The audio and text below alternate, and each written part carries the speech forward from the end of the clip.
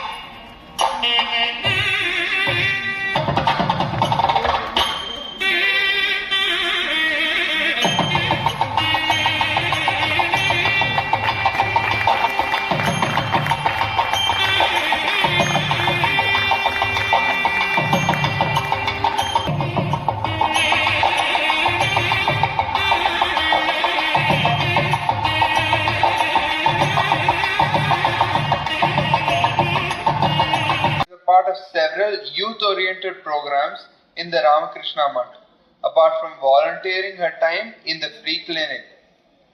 She is a patron of music and dance. And apart from all that, see, any kala if you take music, all our music is a part of bhakti. See, all our saints and composers have composed music or songs or written millions of compositions that have been there. They're all, the fulcrum bhakti is intertwined into music.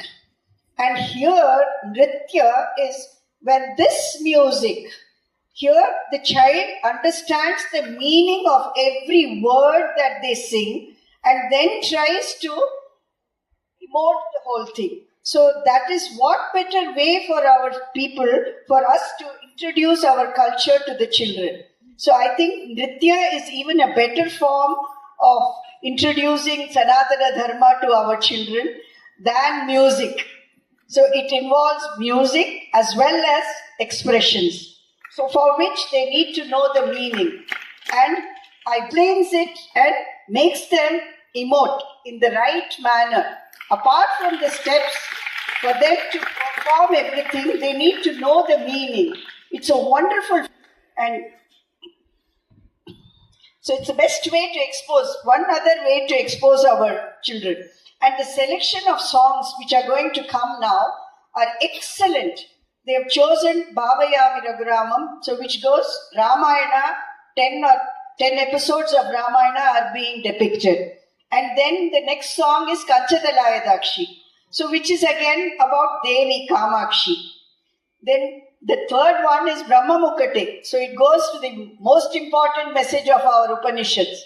So here itself, the whole spectrum of our Sanatana Dharma has been covered in this one program itself, which means the child would have read, reread, how many times they would have understood the song, read the meaning, and of course the teachers would have helped them to understand the meaning, and after that they come to perform. So it is a wonderful way of exposing our children to, of course the footwork and the hand coordination needs immense coordination, hand gestures, the facial expression, all this needs immense coordination. First of all, the parents in this day and age to think of promoting or associating themselves with such an art and then going along with the child for the last 12 or 10 years to do this.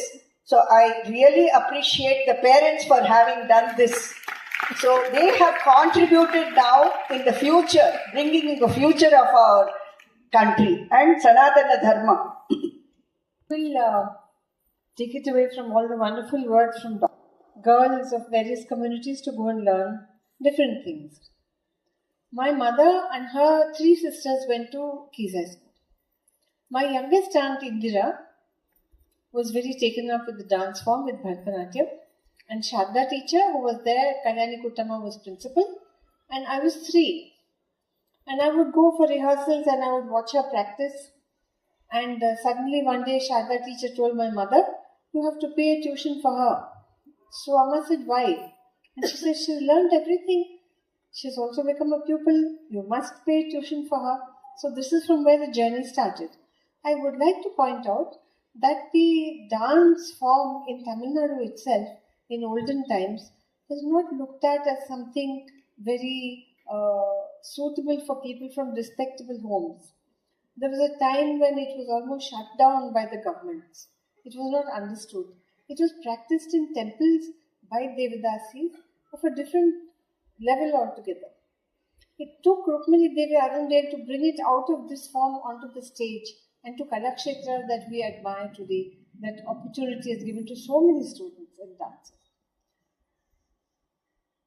This stage that we stand on, Ravindra Bharati, that Anushri has because my mother, Snehalata Bhopal, who finally went to St. Anne's because my mama said the elder three will go to St. Anne's to learn English, and my chitti, that is Indra, stayed on to learn Bharatanatyam.